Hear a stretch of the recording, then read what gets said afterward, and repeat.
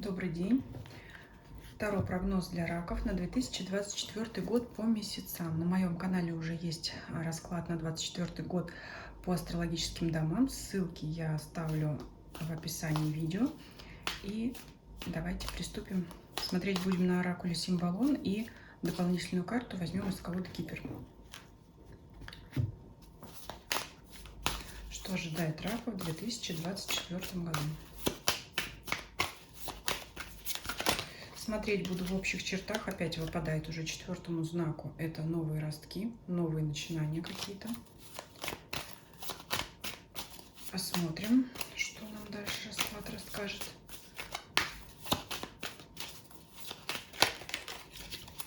И опять вот смотрите, опять она выскочила карту в руки. Вот просится уже четвертому знаку. Интересно, для всех такая будет тенденция. И дальше.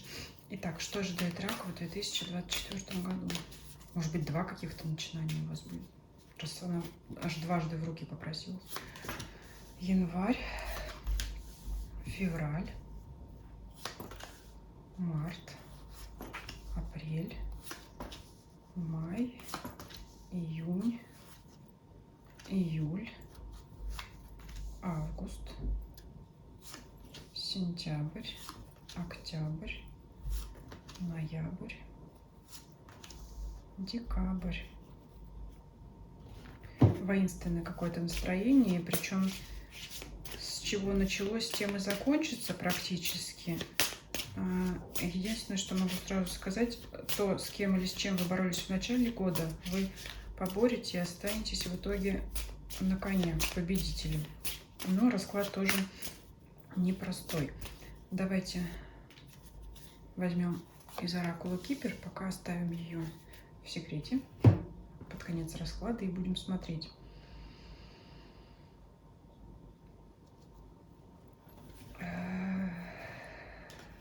Спорные ситуации, да, конфликты, либо непринятие каких-то обстоятельств здесь вот в январе, да, что-то вам не нравится, какое-то, значит, ну, это либо выяснение отношений с партнером в любовной сфере, либо с деловым партнером, да, вот с кем-то, с чем-то вы не согласны.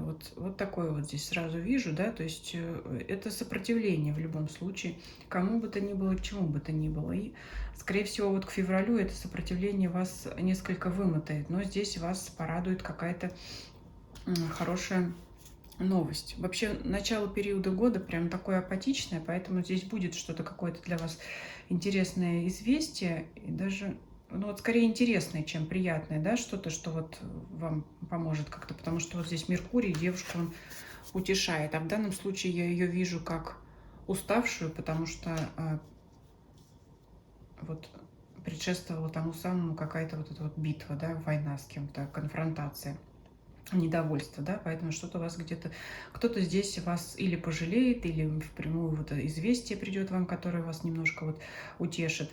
Но дальше тут какие-то самокопания, да, вот для раков, конечно, это тоже присуще, да, спрятаться и что-то думать, да. Можете чувствовать себя виноватыми, да, может быть, кстати, это связано с, вот, с этой ситуацией, что, да, наверное, вы поступили неправы. Вообще вот даже объединю две карты.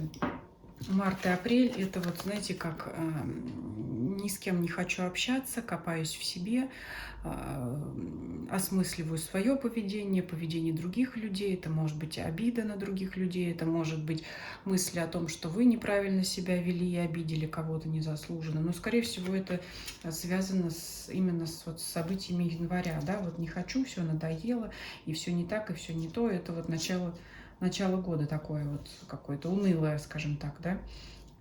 Ну, потом что у нас происходит в мае? Давайте, да, перейдем к более приятным событиям. Феникс, которая, или жар-птица, да, вот почему-то вижу тут как феникс, да, птица, восставшая из пепла. В любом случае, это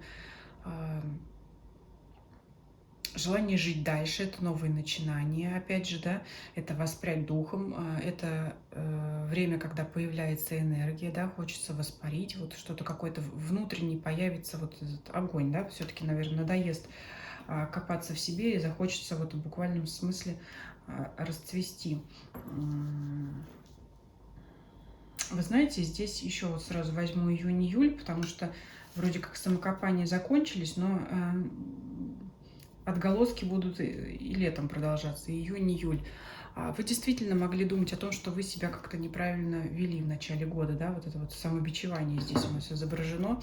Поэтому здесь король, некогда сидевший на троне, он свергнут. И здесь вот Шут ему показывает зеркало, показывает, кем он является на самом деле, что королем он теперь отныне больше не является. Это как, знаете, пересмотреть свое поведение. Может быть, действительно вы были неправы в отношениях с другим человеком. А может быть, вы, наоборот, посчитаете, что вы были правы, и вот решите отступиться от мыслей о нем, будь то ваш партнер по бизнесу, деловой сфере, коллега по работе, будь то ваш партнер в романтической сфере, да, может быть, это вы его свергнете с пьедестала и будете пересматривать, да.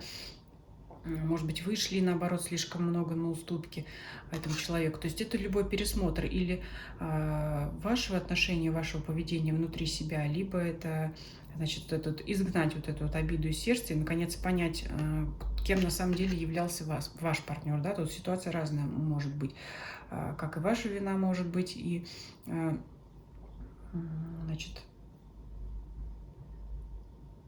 признание своей неправоты, так и вина другого человека. И тогда, если вы стремились сохранять эти отношения какое-то время, значит, вы откроете для себя глаза на этого человека, какой он есть на самом деле. Здесь по-разному может ситуация сложиться. И, наконец, понять, да, каким я хочу быть. Я уже вот рассказывала у кого-то из предыдущих знаков зодиака, что в классической трактовке, в книге, когда я изучала этот оракул, эта карта описывалась. Уберем вот этого сверженного короля, да, кем бы он ни был. То есть старый у нас уходит, мы перерождаемся. А в классической вот трактовке описания этой карты говорилось о том, что вот этого воина сравнивали с Дон Кихотом, о том, что он на непонятной лошаденке, кто-то там едет, какой-то худощавый человек, возомнивший себя, да, вот как раз вот этим воином света, что ли. А я вижу эту карту по-другому. Это человек, который устал, который отдохнет, и, так скажем, наберется силы, энергии, и вот будет как раз светиться этой новой энергией, да, и, значит, дальше делать свое дело, да. Поэтому здесь вот именно пересмотреть, увидеть, каким я хочу быть, каким новым или новой, каким я хочу стать дальше. И вот после этого переосмысления, что здесь идет в августе, давайте сразу вместе возьмем карту августа и сентября. Здесь вот так ее закрою немножко. Да, такая карта у нас открытая. Это карта пары. Это, значит, либо нахождение компромисса с предыдущим партнером после того, как вы пересмотрели свою линию поведения, может быть, после того, как партнер пошел вам навстречу, изменил свое поведение, да, свои взгляды на обстоятельства вокруг вас, на вашу пару. То есть это в любом случае объединение либо с новым партнером, либо перемирие со старым, смотря для кого что будет более актуально.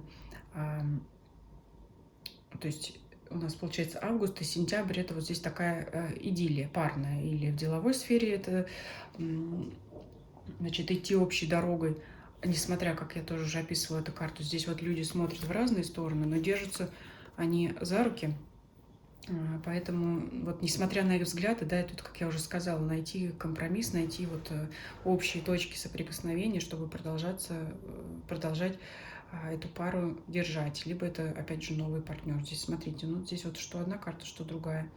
Здесь люди смотрят в разные стороны, но держатся за руки, поэтому, несмотря на, может быть, разные взгляды, они все равно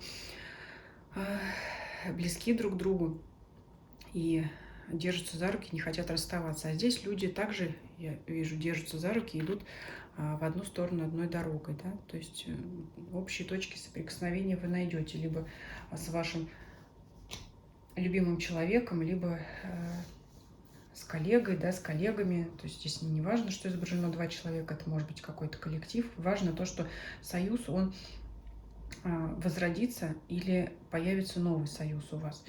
Поэтому здесь вот, наверное, это будет иметь место, знаете, вот по сентябрь, мне кажется, вот эта вот история будет развиваться.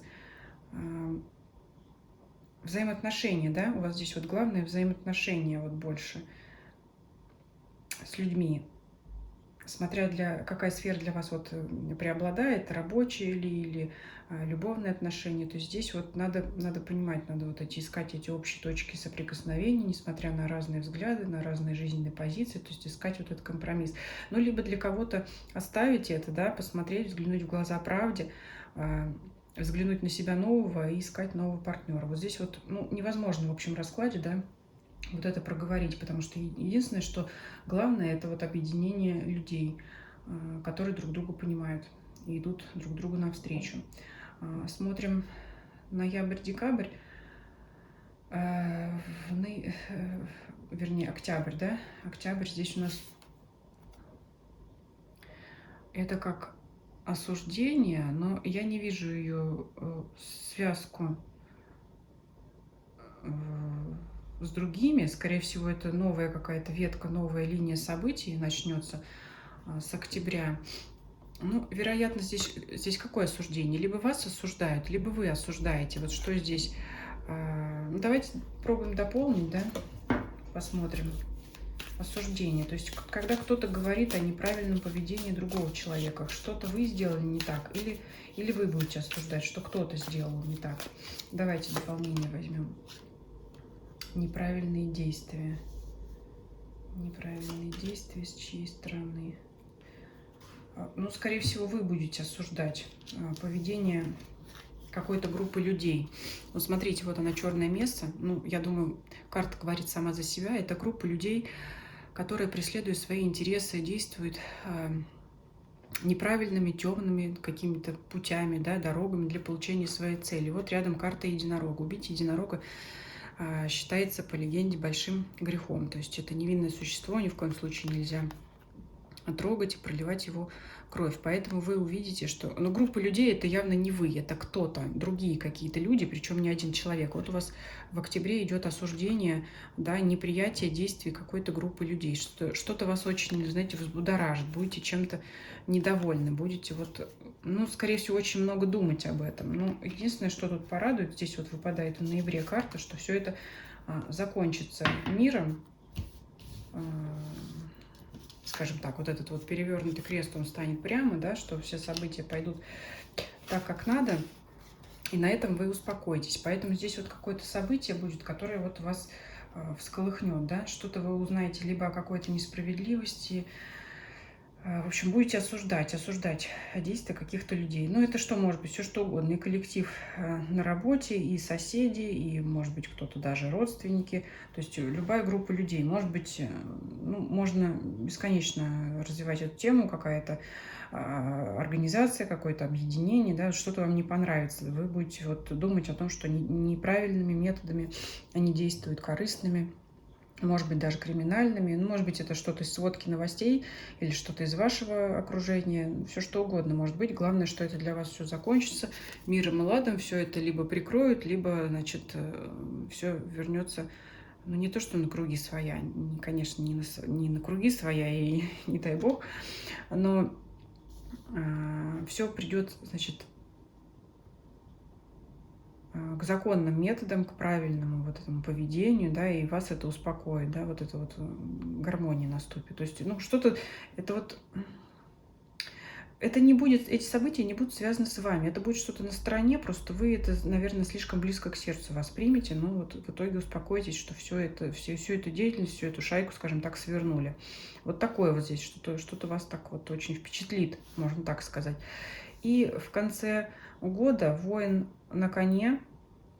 Я думаю, что так, это воин, который уже больше защищает, чем конфликтует с кем-то. Он вот здесь вот в белом плаще, он как-то вот, знаете, как миротворец, что ли. То есть вы, если в начале года вы с кем-то боролись, то в конце года вы будете готовы защищать свое. Не то, чтобы у вас здесь появится в этом нужда, просто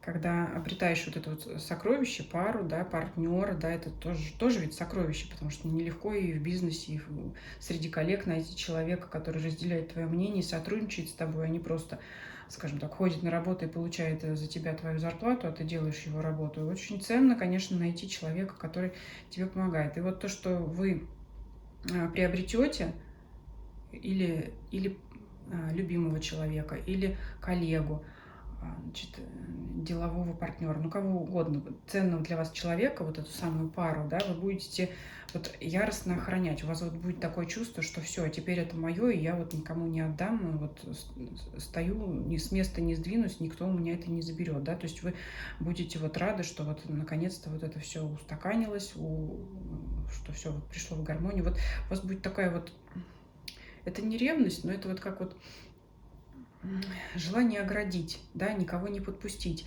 и ни в коем случае не потерять то, что вы обрели. Поэтому вот значит, через какие-то внутренние самокопания, переживания, пересмотр своего поведения или поведения другого человека, то есть вы в итоге вот придете к компромиссу, либо вы найдете нового партнера, который готов будет с вами ваше мнение разделять. И давайте посмотрим, что приготовил оракул Кипер, опытная женщина. Ну, я думаю, конечно, большинство смотрящих видео будут женщины, поэтому можно впрямую трактовать. Да? Если вы мужчина, то это, скорее всего, тот самый партнер вот в вашем окружении, да, тот самый ценный, которого вам захочется защищать. Но если вы женщина, то, конечно, эта карта говорит о вас, о том, что пройдя вот эти вот преобразования, да, вот восстав из огня, как феникс, да, вот это вот, приобретя вот этот вот опыт, конечно, оно и позволит вам двигаться дальше, да, то есть это вот карта говорит об этом опыте, то есть это важный для вас опыт, пересмотр себя, пересмотр своего поведения, пересмотр, открыть глаза на поведение другого человека, да, то есть вот здесь вот этот вот король, который упал и смотрит, да, шут ему показывает зеркало. Ну, с одной стороны, это посмотреть на себя, с другой стороны, это открыть глаза на вашего партнера. Может быть, они конфликты возникали из-за того, что вы глядели на него другими глазами, а оказывается, надо было просто вот трезво на него взглянуть, скажем так, и понять, что ну, бесполезно с человеком, например, в случае, если отношения старые закончатся, и вы найдете нового партнера, что бесполезно с человеком было выяснять отношения, потому что это, ну, просто вы разные люди, и невозможно вам договориться, да, либо, ну, тут смотря вот какая линия поведения была, да, тут получение опыта через пересмотр себя, либо другого человека, и тогда вот вы принимаете уже для себя решение. Либо вы пересмотрите себя и найдете компромисс с партнером, либо вы пересмотрите и себя, и партнера, и найдете нового партнера, да, то есть, ну, здесь вот так вот, да, скажем так, ну, жизненный опыт, условно так. Отсюда, возможно, да, опытный человек вот уже оценивает, да, вот это вот, например, какую-то ситуацию, да, то есть вот его трогает какие-то происшествия, да, он не может оставаться в стороне, он об этом говорит, что так делать нельзя, нужно делать все правильно, по закону, по религии, нужно, чтобы во всем был порядок, да, то есть вот какие-то такие рассуждения могут получиться. Ну и я считаю, что здесь в данном раскладе через пересмотр себя это обретение союза с кем бы то ни было. Вот так вот. Ну и возможно, также обретение себя нового, да, потому что вот этот воин, который смотрит на... То ли ему снится изображение, то ли он представляет, может быть, он тут в медитации, в таком сознании расслабленном находится. И вот это вот жар птица, да, это изменить. Ну, себя в любом случае, как я уже сказала. Может быть, и на другого посмотреть партнера другим взглядом. Но себя это вот в первую очередь, пересмотр вот себя изнутри. Вот такой расклад для раков. Спасибо за просмотр. Всем до свидания.